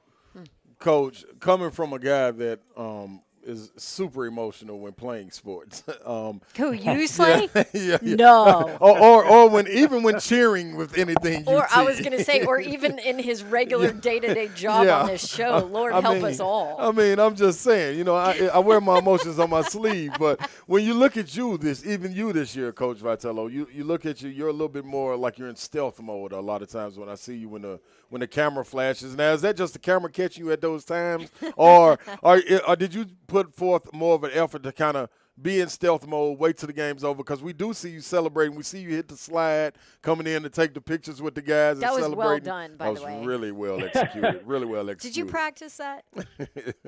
Not at all. I was good enough to be a pinch runner. You can take that for what it's worth. There's a positive and a negative I'm throwing out at you there. But, yeah, I'm trying to stay on your good side because I know you're as fiery as anybody out there. So keep that in mind. Yeah. And then with the last thing you brought up, you know, those moments are hard because you want to stay out of the guy's way and let them dance and carry on. But there was the moment we needed to pay homage to Coach Barry from Southern Miss. Yep. I'm just telling you, I know it's the politically correct thing to say he's a good dude, but an unreal guy. And anyone that's played for him would lay down on train tracks for him. And a lot of other coaches that just know him would do the same. So that was a part of the celebration. And then at the end, I had walked away so they could kind of do their group meetings, the hitters and the pitchers and everything. And I turned around and I was the missing man of the team picture. So I hustled back over there. So probably on camera, it made it look like I was taking up a little too much attention. But no, with this group, when I'm in the dugout, there's probably been more rants this year behind closed doors than any other year. But in the dugout, again, I feel like there's been more of this deal, like the puzzle that our parents bought us for Christmas is laid out on the table, and there's all these pieces, and we know the picture is going to look good because there's some really good pieces. But how do we put this thing together? Yeah. And so even this last super regional, it's been a lot of how do we figure this thing out? And so that's kind of left me in thinking man's mode and leaning on the coaches. And in the super regional and regional, there were so many moments where I was asking the players something, not because I was trying to, make them feel like they're involved, but because I needed their help. And then Burns and Dolander, the last few times they've been out there, have basically called their shots. Like, I'm going to go a couple more innings, or give me one more inning, or, hey, you're going to have to get somebody loose because I'm fading. And that's been huge. You want guys to be able to openly communicate with you and give you maybe some information that, if you're super coach or you're doing your job, maybe you know it. But honestly, I've leaned on those guys, and it's helped us get through some of these really challenging moments. That's a mature team, that is, too. That is. Being genuine and honest, that's the growth of it. When you look at guys like Chase Burns coming off the mound, throwing 102, and you saw how hype he was, for any moment did you ask anybody, could you please go check his heart rate and see what it is? Because it's got to be out of this world. Okay, so I openly admitted to you a few times I've been in the dugout not knowing what I'm doing. But on that occasion, I can guarantee you, Frank Anderson, our pitching coach, and I both kind of looked at each other and made a comment like, it's going to be really tough for him to go back out there. It's just it. When you get that spike of adrenaline and passion, like you said, it's so good for our dugout. Yeah. We saw it in past games literally tilt the way the game was going with our fan base and the players in the dugout. But for him as an individual in the heat, after he threw a little bit the day before, that was a lot. And I kind of already had what we were going to do in the ninth inning matchup-wise because I didn't think he would last as long as he did going full speed. Yeah. But I like that approach, man, especially out of the bullpen. It's freed him up a little bit with that great stuff is go full tilt. And he literally looks like he's throwing every pitch like it's the only pitch he gets to throw that day. And then he gets the ball back from the catcher and he does it again.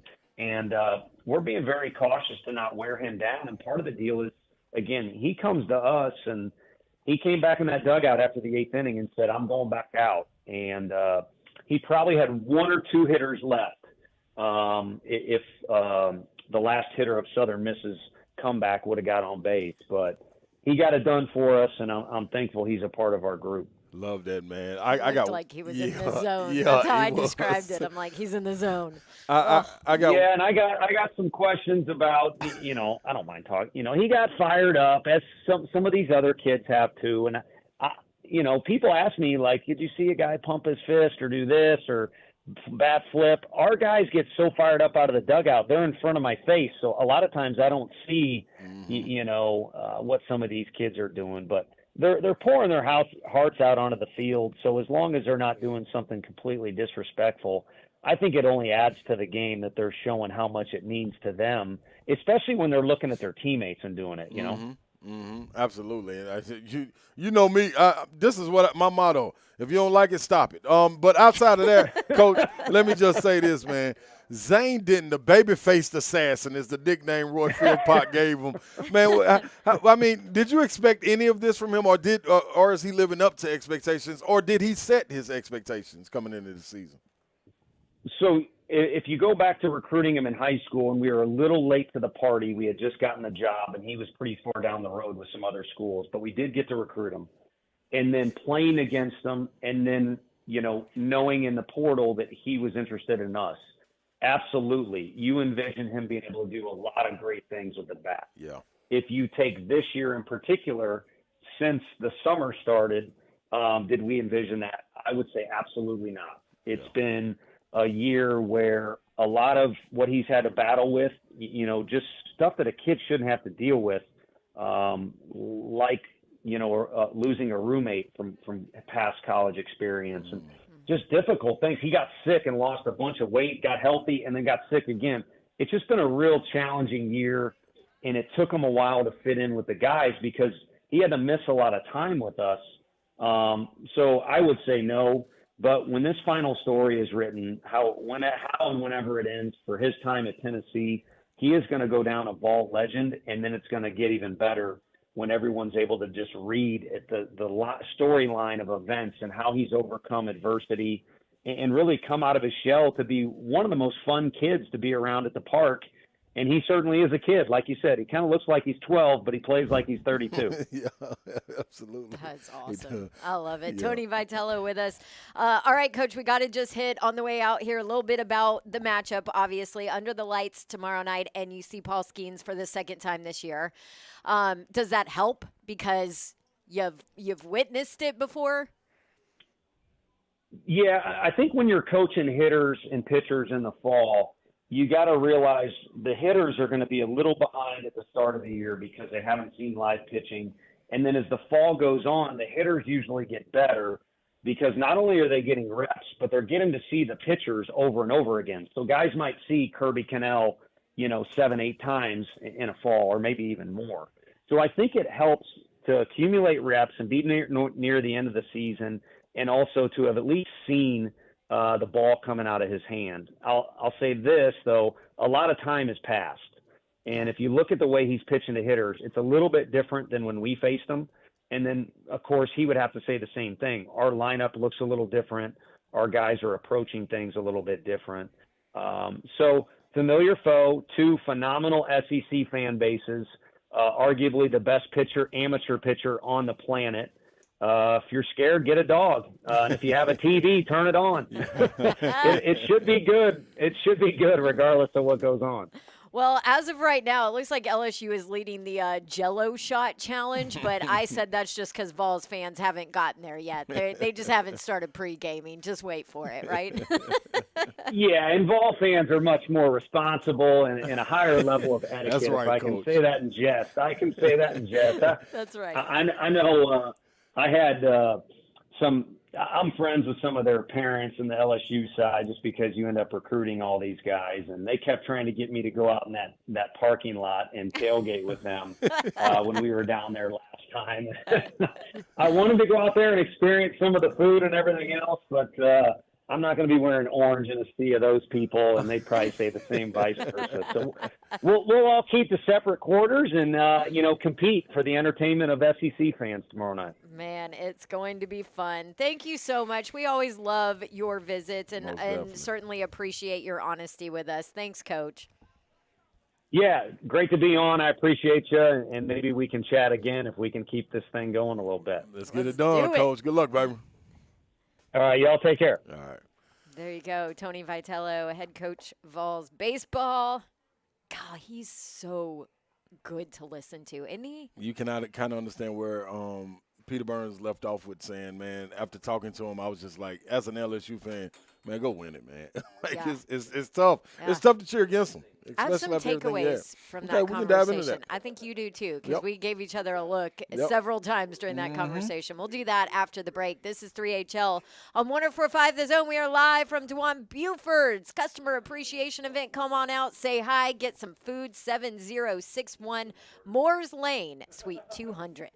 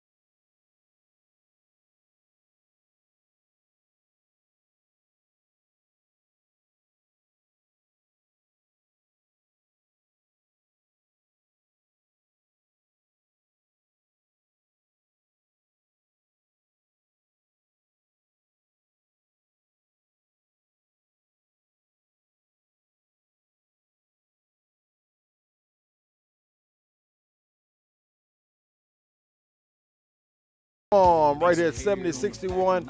Yes, Bleav it on Moore's Lane. What's up, Babs? Yeah, man. Yeah, we can get Dejuan Buford on. Like, let me say this, man. If we come to Dejuan Buford, he summons for us, and we can't get on the air with Dejuan Buford, I'm gonna take back everything I said about Dejuan. I'm up here calling him a family man, a man of the community, well, all he that. is. No, I'm He's out snatching there, like, serving food. Yeah, but I'm snatching all that back, man. If he can't get on the air with us, like that just don't make no sense to me if I can't get my dog on with us. I'm on, baby. I'm on. What up, Dejuan? How you doing, bro? I'm doing good, man. Doing good. Man. Really good seeing you guys, you ladies. Most definitely. You done laid it out again for us, the spread. Now, it's got to take a lot of effort and energy. First of all, you got to tell me, what time did you get out here and get the grill fired up? Well, I got through prepping the food last night about 2 a.m. Oh, my goodness. Got up about 5. And then between 5 and about 10, my team and I, they did a heck of a job helping get the tents up, get the office set up, because we had to change everything all of a sudden. So I got a great team. You know, they solely behind me, man, and that's what makes me tick is my team. Ain't no question. Now, the last time we were out here was 2 years ago. It looked like your team has expanded a little bit since then, hasn't it? Yeah, we expand. We change around a little bit. We move up, move down, but we got some really good people, and even my team members that are not with me anymore. I don't know if y'all saw it today. They were actually here working today. One of them's out there working their butt off right now. That's dope. My team used to be here. They came today, and they came up and showed out for me today, too. They always do. It's like a big family. Yeah, see, I'm guess telling what? you. That's exactly what I was about to say, Babsy. That's the staple of it. And listen, I'm going to let him explain it. But I'm just telling you, when I met Dejuan years ago, man, like I automatically switched over to State Farm. I had to get in with him because of the family atmosphere, the family feel. And it's more than just, you paying a note or whatever it may be every month. It's more than that, because you call and check on people individually. And I made some calls to make sure you wasn't just checking on me. Right. You know what I'm saying? I said, no, I know Dejuan, like, you already got my business, man. You just called and checking on me. But I called around, and he do this to everybody. Like, you automatically get brought into the family, and was that the goal when you first started this, to make it family? If you hear everything that I say, I'm going to treat everybody like a member of my own family. Yeah. So if that requires me having a tough conversation with you about the insurance and trying to explain it the right way, I just want you to get the same conversation I've given my sister, my mother, my father. And then however it goes from there, it just goes. But I'm going to always be honest with you. Yeah. A lot of these people that you see out here right now are some of my closest friends. Yeah. Guys that I played football with in college, high school. Yep. Their moms and dads, people from my old community, from Antioch High School that are here. Some of the guys I played football against at Overton High School have been here today, and Glencliff High School, one of the coaches from Glencliff is here today. So that's the way we run our business, it's all about being family. Love that. I get a chance to I call myself the dream protector. So I get a chance to help protect my friends, my policyholders' dreams for them and their families. Absolutely. You do that more, you know what I'm saying? I know one time Dejuan let me tell y'all, I'm going to pull this curtain back a little bit for y'all. Dejuan got mad at me because I didn't hit him up because my battery had died. And I'm telling him, I got on the radio and talked about it. I'm like, man, I was waiting 2-3 hours. And as soon as he heard that, I got a text from him while we was on the air. Hey, man, why you ain't call me? I'm like, damn, Dejuan, I ain't know I'm supposed to call you for that, man. I can't be bothering you. You got other stuff to tend to. But I say that, man, just to put the cherry on top of that, man, that family atmosphere. That's what it's about. And I think that's what you get when you walk in, when you get out here and you congregate at situations like this. You get it at your tailgates too. Oh yeah, same thing. You know what I'm saying? Y'all, are y'all gonna pull that back around for the Titans? Always. My business partner. So we have a catering business on the side, but me and my other partners, the State Farm agent Bryson McCarley. Yep. That's the big fella out here. Looks like Jeff Simmons out here. Big dog out there. The good thing, he and I he's a Titan super fan. He's Titan-nosed at the games. Okay. And so we actually just had a chance to go film a show with Chef Emerald. Hey. Last month, and then they came here and shot us here last week doing one of our tailgates. So it should air sometime in the fall. Okay.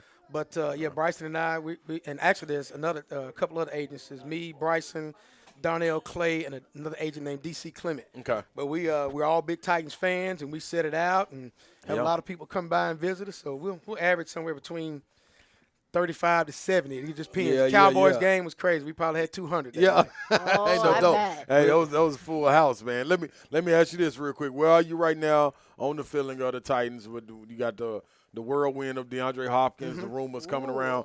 What do you think that would mean for that team and especially that wide receiver room if you were able to pull a big fish in like DeAndre Hopkins? I think the fact that he's obviously a veteran.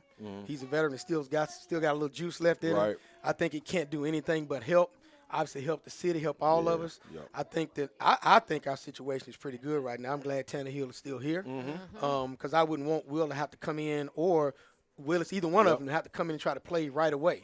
If that was the case, we'd probably have a bad situation. But if we got a veteran quarterback, I'm a Tannehill fan. You know, so some of the games that we lost last year with the lack of players that we had and people being hurt, you know, people seem to tend to forget that. So if you go back and look at Tom Brady, you know, he'll complain about not having people around him. Aaron Rodgers, he complains about not having people around him. So, but sometimes as Tennessee Titans fans, we forget that our quarterback needs the same thing. So it's all in a team effort. You know, Brady hadn't won those games by himself. I don't care what anybody says. Absolutely. Because if that was the case, he would have won it last year and all those other years. Same thing with Aaron Rodgers. He's changed teams to try to see if he can get him some more players around him. So we'll see what happens. But like I said, I'm just glad Tannehill is still here. Man, definitely. Well, I'm looking forward to it, especially that defensive side. You know, my man, Kevin Byard. KV. I had to MTSU. Right. I had to tell everybody when they retired his number. I was like, hey, y'all know they finally retired my number. I put it all. I said, and everybody was sending me messages. I said, man, about time. I said, man, they retired my number, you know, right now. So I was 20, you know, but playing safety up there too. But no, I'm a Byard fan. I love everything that he does, and just how he's carried himself. You know, same when they talk about players and where they carry themselves and where he represents the school. I'm just I'm a big fan. Big fan. Y'all doing a lot of expanding up there too at MTSU, man. Absolutely. Like Absolutely. Y'all. I mean, streets expanding. You got stadiums That's expanding. Right. Like That's right. the basketball. It's a little bit of everything going on, man. We got indoor complex. I appreciate what athletic director Chris Massaro and our president Dr. McPhee what they're doing up there, and then what Stockdale's trying to build up there. I'm really excited about this season. My nephew jumped in the portal, and he had all these other schools wanting, but he came to MTSU. That's real. So I want everybody to be on the lookout for James Buster Stewart this year. I got him and my man. I got another little nephew up there, little play nephew up there, Richard Kinley too. So I'm expecting some big things out of both of them up there this year, and seeing what they can do together on that defensive line. Well, we'll keep an eye on them, man. They had the opportunity to go to they had the opportunity to go to the bowl game last year, handle business. So it's gonna be interesting to see the steps that they taking, man. We appreciate you, Dejuan, man. I appreciate you guys. Anytime you have us out here, especially with that turkey and them lambs and all that out there, man. I was hoping y'all got a chance. Don, I'm really excited you got a chance to come today. Yeah, this is her first time coming. This is my first time. I really thought she was faking me out and not coming. Like, I ain't going. I was like, man, what Well, now, one time it was in the fall. And then the other time I was on vacation, I think. So I've always missed it. But I'm going to tell you this. I'm not going to miss it again with that food. Now, Dejuan, she had 2 plates. That's what I'm talking about. That's what I'm talking about. That's what I'm saying. Y'all got a chance to meet my CEO, Prince. Yeah, most definitely. That's the chief emotional officer right there. Running. And the lead greeter. So the cutest dog he ever. does his thing. Appreciate it, Hey, Dejuan, I appreciate man. y'all. No doubt, Thank you very much. No Appreciate doubt, you. man. Y'all make sure y'all get out here and holler at us, man. Dejuan Buford, State Farm, out here 7061 Moore's Lane. We're out here, man, and they'll be going after we're finished. We're off there at 6. You can get the after party and everything, but they'll still be rocking and rolling. And don't forget, we got a couple of things we got to hit on coming out of this break, and we're gonna make sure we do, because Coach Vitello dropped a couple of nuggets that made us scratch our head and be like, we were thinking that a little bit. Yeah, so let's talk about that. All right, we'll be right back. This is where Don, you got Comcast in 10. I'll perk up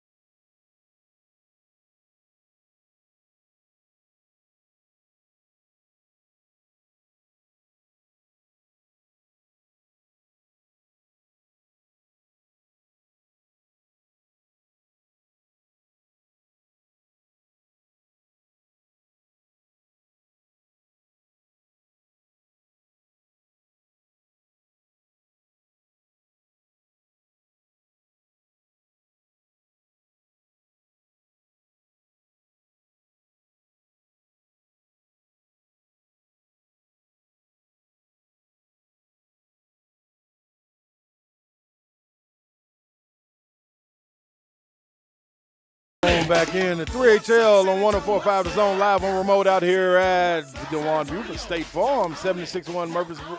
Golly, I just keep putting us in Murfreesboro. Nope.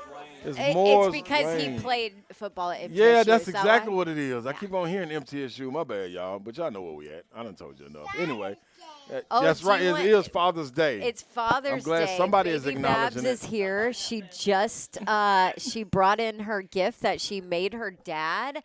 14-karat gold. And that's what I'm talking about. Yeah.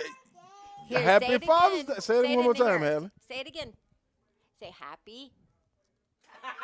Like, nope. All right. Yeah, it's not your day, Babsy. It's Okay. Father's Day. It's not Happy Mommy's Day. It's She Happy literally Father's just Day. said it, She but sure the minute did. the mic is She there, sure she's did. like, nope. She sure did. This Good Trash Talk Friday's been rolling, man, right along. We had some great guests. Cam Rogers, shout out to him.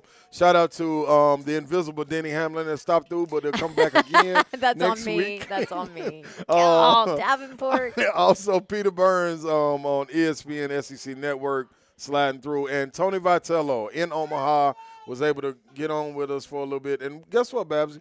We both looked at each other during the conversation with Vitello because he dropped a lot of gems. And one that we looked at immediately is when he started talking about the maturity of his team. And not only his team, it felt like he was talking about himself as well. Like some of the things he said, I felt like as a coach, he's grown. Yeah.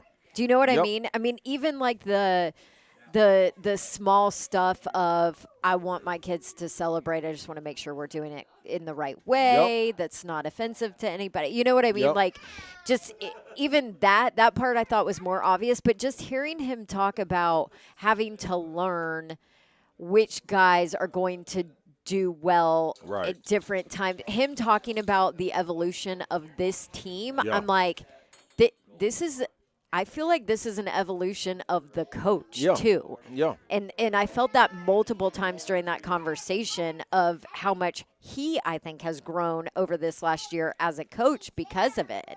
Yep. I think his whole situation was kind of fast-tracked when you think about the success he had. So the spotlight got on him and the spotlight got brighter. So everything he did was more magnified. You know what I'm saying? So if it's magnified more, you start to think like, whoa, wait a minute. I'm under this spotlight. How do I respond to everyone? And I think Coach Vitello, when you look at the experience he had in 2020 going to the College World Series and getting bounced, now you come into this situation and he thinks about things a little bit more differently. And it's going to be interesting to see. Come here, Hunk. What happened? Yeah, Hunk, don't be just summoning do you have us breaking and then news? not saying nothing. Wait, do we need the breaking news alert thing? Yeah, let's go ahead and go with that. That could be fun, kind of fun. What? Could be kind of fun. Okay. Hit it, Zeph. Breaking sports news on 104.5 The Zone. The Tampa Bay Times is reporting that hedge fund person, owner, I don't know how you say that, founder of the Capital Partners, Goulet Capital Founders, Capital Partners. All right, get to it. I know, I'm good. Trip Miller is apparently has contacted the owner of the Tampa Bay Rays to purchase them for $1.85 billion in anticipation of trying to move the team. That's all I'm saying is that it says that that's why I said I don't know. But Trip all right, Miller, I need you to get on Trip Miller, look into his background, find out who he's involved with, all of that. He is the founder of the Goulet Capital Partners, which is a Tennessee-based hedge fund. Oh, there you go. That's all we needed to know. And that's why I said it could be breaking news. That's why I said that this is a big deal. It came out about 15 minutes ago. And that they have contacted the Tampa Bay Rays, and that the price tag right now is looking to be at about $1.85 billion. Wow. And this is coming from the Tampa Bay Times. And Tampa Bay was apparently contacted, and they declined to comment on the story. Of course. Wow. So I'm just saying, Hunk, what would you do if Nashville got a Major League Baseball? Lose his mind. You would lose your mind. I would absolutely lose my mind. Look, guys, I love you guys. This is part of the reason I've came to this city, okay? Like, I'm already trying to play the long game on this. Would be lost. Okay? I'm trying to play a long game, but you guys understand. If the Tampa Bay Rays, this sounds so bad. If the Tampa Bay Rays come to Nashville, they will win a World Series within 3 years of being here. Why do you say that? Because hands down, top to bottom, they're the number one organization in baseball.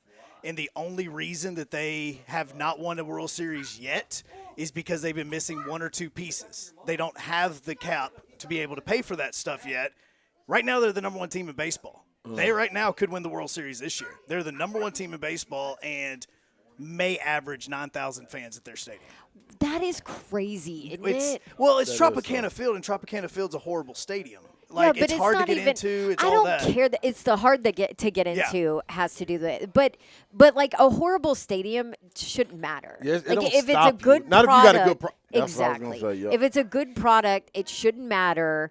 And so I don't buy the whole, it's a horrible stadium. Right. Then if it's hard to get in and out of, I can understand. Yeah, there's that. only like one way in and out, and the stadium is over like 30 or 40 years old. Slay, you probably played in the stadium. Like, I mean, seriously, like it's like I've worked a game there. I mean, it's they don't upgrade it. Over They don't try ago? to do anything with it, and so. The whole thing is that Tampa's been trying to get a brand new stadium for the Rays. Now, there's no confirmation that this hedge fund leader from Tennessee is actually going to purchase them. But in the article, it talks about the thought is that he is purchasing them to relocate the team to a better revenue-based city. Would the only place that you could put them would be Nashville? Well, he when says talk about the that state of Tennessee? his company has offices in Memphis and also has offices in Nashville, which obviously we've talked about Nashville being the biggest part of this. But right now is $1.85 billion is saying that is the extreme premium right now, and that the team is valued at $1.25 billion. Really? Yes. Man, I feel like that's low. No, I was expecting winning 3 to team. 4. I was expecting for a $3 to winning- $4 billion. Especially for a winner. No, that's the thing. This is an amazing organization. And, yes, I am probably a little biased because I worked in the organization for 4 years. But if this does happen and this Tennessee hedge fund person, then Nashville would be most likely where they would move it if this all were to actually happen. That's going to be interesting. Okay. Let's go. See, good, huh? I wasn't just saying All right. breaking news for the heck of it and injecting baseball for the heck of it. It's a legitimate article from a legitimate publication. Good job, Hans. Great job. Like, okay, so I mean, well, we got so many gems with Chris Sanders. I forgot he was on. Shout out to Chris Sanders Yeah. coming on. We're gonna be able to hop back into these on Tuesday. First and foremost, great week. I hope y'all enjoy your 2-day weekend. I got to give a shout out to all the fathers out there, man. Continue. I know I'm ragging on you, and I'm on a crusade. We got to extend Father's Day to 2 days, but everyone that's out there for a guy that grew up without a father, and I had people to stand in that spot. That's why I put so much on it, man. So, man, continue. Mothers, you continue being you, but, man, make it all about the fathers this weekend. Continue stepping up, being in your kids' lives, being in somebody's lives that doesn't have a father figure. Continue pushing on. Hey, man, this is 3HL, and you know what? God bless you and good night. Go Fathers! Happy Father's Day. See ya. Yes, she said it. Love She y'all. said it. I love y'all.